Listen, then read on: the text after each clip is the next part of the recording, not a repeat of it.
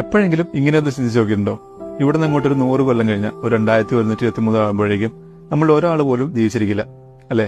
നമുക്ക് ഒരു പരിചയമില്ലാത്ത ആൾക്കാരാവും നമ്മുടെ വീട്ടിൽ താമസിക്കുന്നത്, അല്ലെങ്കിൽ നമ്മുടെ മക്കള് നമ്മുടെ വീടൊക്കെ ഇടിച്ചു പൊളിച്ച് വേറെ വീട്ടുണ്ടാക്കിയിട്ടുണ്ടാവും. നമ്മൾ ഒരുപാട് ലോണും കടമൊക്കെ വാങ്ങി കഷ്ടപ്പെട്ട് ഉണ്ടാക്കിയ സ്വപ്ന വീടാണ് ഓർമ്മ കാണും. അതുമാത്രമല്ല, ഇന്ന് നമ്മുടേതാണെന്ന് പറയുന്ന അല്ലെങ്കിൽ നമ്മൾ കൈവശം വയ്ക്കുന്ന എല്ലാ സാധനങ്ങളും മറ്റാരുടെയെങ്കിലും ആയിട്ടുണ്ടാവും, കുറെ നശിപ്പിക്കപ്പെട്ടിട്ടുണ്ടാവും. അതൊന്നും വേണ്ട, നമ്മുടെ പിൻതലമുറയിൽ വരുന്ന എത്ര പേര് നമ്മൾ ഓർക്കും ഇങ്ങനെ ഒരാൾ ഇവിടെ ജീവിച്ചിരുന്നുവെന്ന അറിവുണ്ടാകും. നമുക്കറിയോ, നമ്മുടെ മുത്തച്ഛന്റെ അച്ഛന്റെ പേര് വെച്ചാൽ നമ്മൾ എത്ര പേർക്ക് പറയാൻ കഴിയും? നമ്മൾ മരിച്ചു കഴിഞ്ഞാൽ കുറച്ച് കാര്യങ്ങളൊക്കെ നമ്മൾ ഓർക്കും. ചിലപ്പോൾ നമ്മുടെ ഒരു ഫോട്ടോ ചുമരിൽ തൂങ്ങും. ഒരു 10, 20, 30 കൊല്ലം കഴിഞ്ഞ് ആ ഫോട്ടോയും അവിടെ മാറും. നമ്മളും സാവധാനം വിസ്മൃതിയിലേക്ക് മാറും.